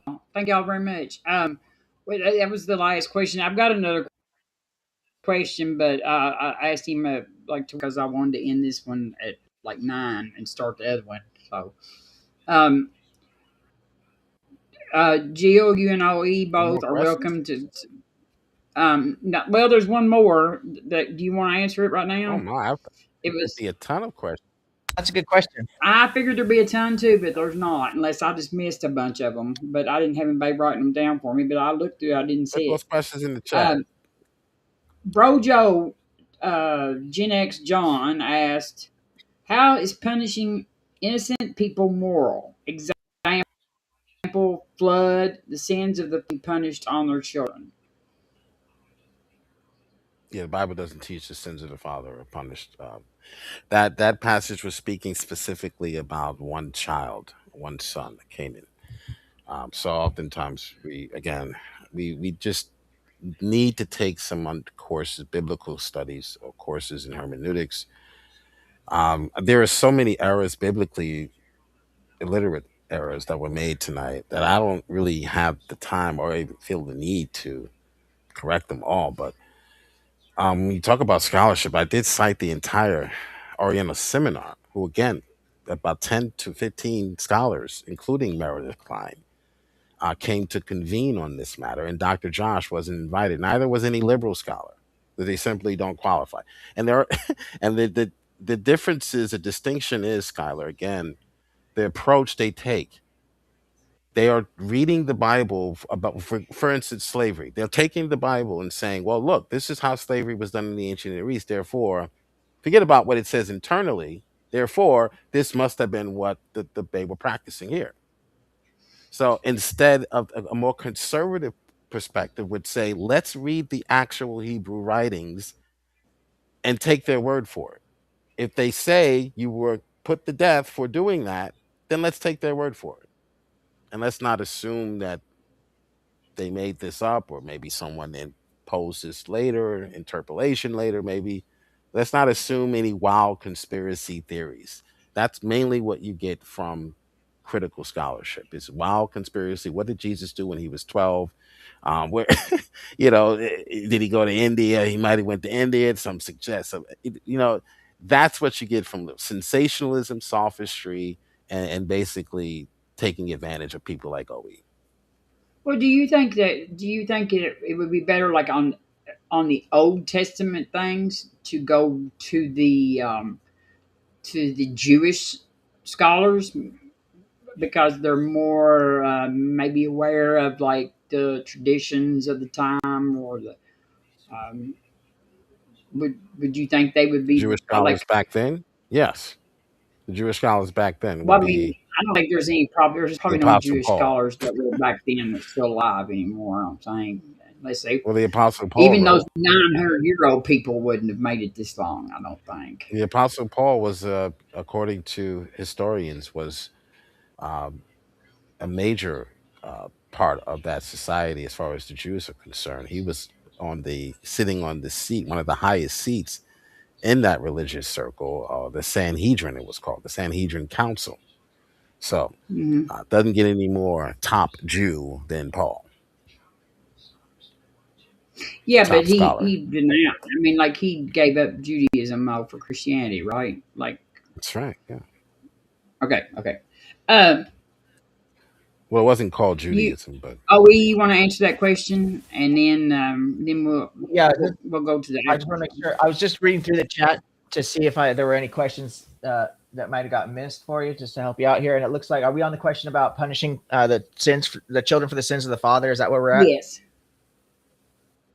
Yeah, that is a big problem, and that's one of the many things that gets overlooked when I talk to Christians about, well, and I never got into it in this debate. It was one of my questions I wanted to ask during the cross examination, but we didn't get there, unfortunately. But when it comes to Christians, I often ask them, well, because I'll try to run away from the Old Testament for good reasons, in their own ways. Jill had his own creative way of doing it tonight by hand waving it away and reinterpreting words that property doesn't mean property, slave doesn't mean slave, seizing somebody means a consensual action, which is, just Jill's way of interpreting it, which is his right to do that.